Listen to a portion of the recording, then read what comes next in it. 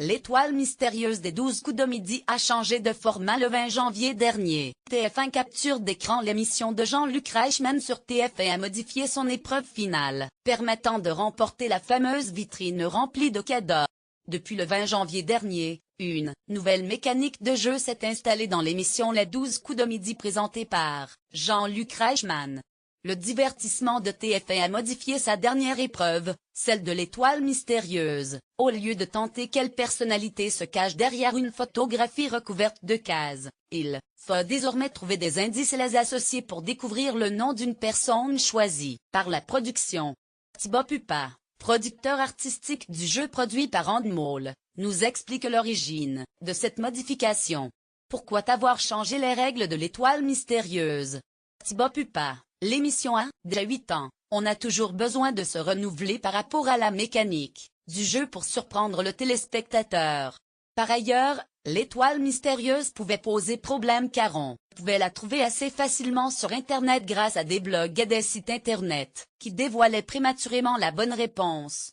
On a fait évoluer la règle pour répondre à ces deux problématiques. Vous avez rencontré des cas de tricherie par le passé? Non, je ne dirais pas ça. Certains candidats s'aidaient d'Internet pour trouver l'étoile mystérieuse, donc il n'y avait plus de jeu.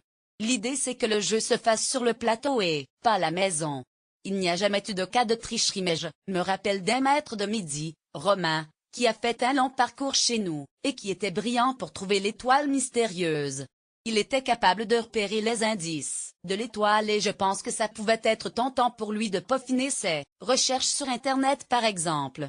Y a-t-il une volonté de rendre à présent cette épreuve bonus plus difficile?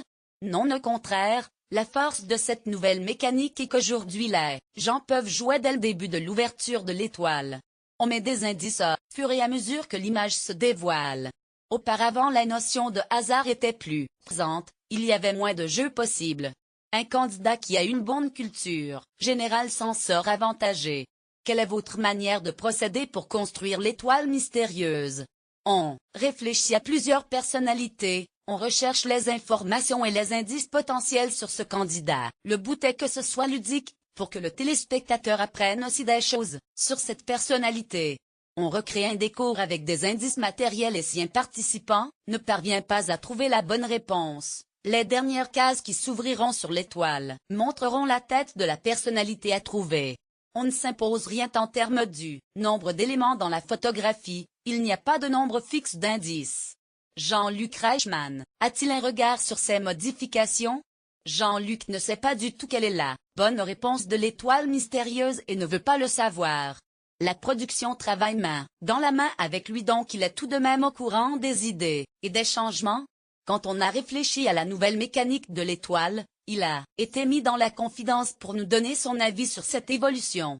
Vous attendiez-vous à ce que Florian, le candidat en lice, ait autant de peine à trouver la bonne réponse? Non, j'étais étonné mais je pense aussi que c'est un nouvel exercice.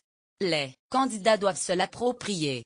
On ne sait jamais vraiment à quoi s'attendre, c'est aussi cela, le côté sympa de l'histoire, mais c'est vrai que je suis assez surpris que cela dure autant.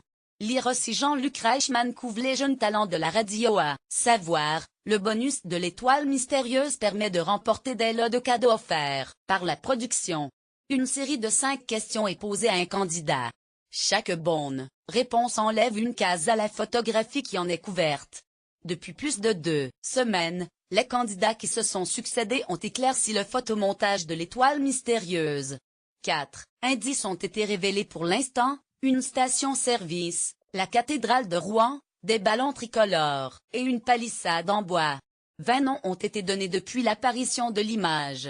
Ce jeudi 8 février, le joueur Florian a proposé celui de Pascal Obispo évoquant l'idée que l'image serait une pochette d'album.